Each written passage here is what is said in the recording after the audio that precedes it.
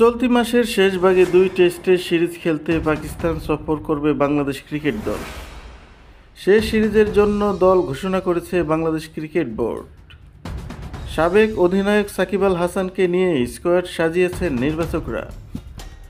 পাকিস্তানের বিপক্ষে 2 টেস্টের সিরিজ খেলতে আগামী 13ই আগস্ট ঢাকা ছাড়বে বাংলাদেশ দল।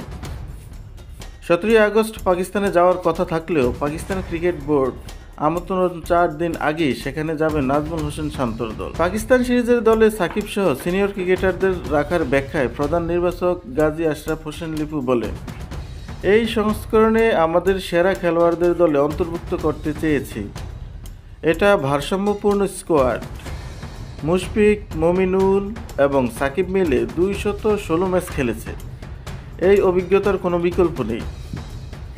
16 সদস্যের দলে 5 জন পেসার রাখার কারণ জানিয়ে লিপু যোগ করেন, তাসকিন শুধু দ্বিতীয় টেস্টে খেলবে। এই বিষয়টি বিবেচনায় রেখেই 5 জন পেসার নেওয়া হয়েছে। ক্রিকেটারদের নির্ধারিত সময়ের 4 দিন আগে পাকিস্তানে যাওয়ার বিষয়ে নির্বাচকদের মত, পাকিস্তান কঠিন প্রতিপক্ষ।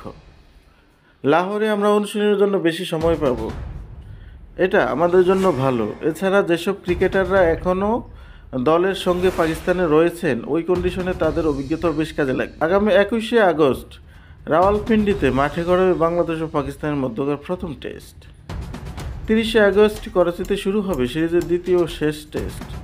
2 টেস্টের এই সিরিজ আইসিসি টেস্ট চ্যাম্পিয়নশিপের অংশ। পাকিস্তান সফরে বাংলাদেশের টেস্ট দল: নাজমুল হোসেন শান্ত অধিনায়ক, মাহমুদুল হাসান জয়, জাকির হাসান, সাদমান ইসলাম, মমিনুল হক, মুশফিকুর রহিম, সাকিব আল হাসান, লিটন কুমার দাস, মেহেদী হাসান মিরাজ, তাইজুল ইসলাম, নাইম হাসান, নাহিদ রানা, শরীফুল ইসলাম, হাসান মাহমুদ, তাসকিন আহমেদ, সৈয়দ খালেদ আহমেদ। এই হলো পাকিস্তান সফরে বাংলাদেশের টেস্ট দল।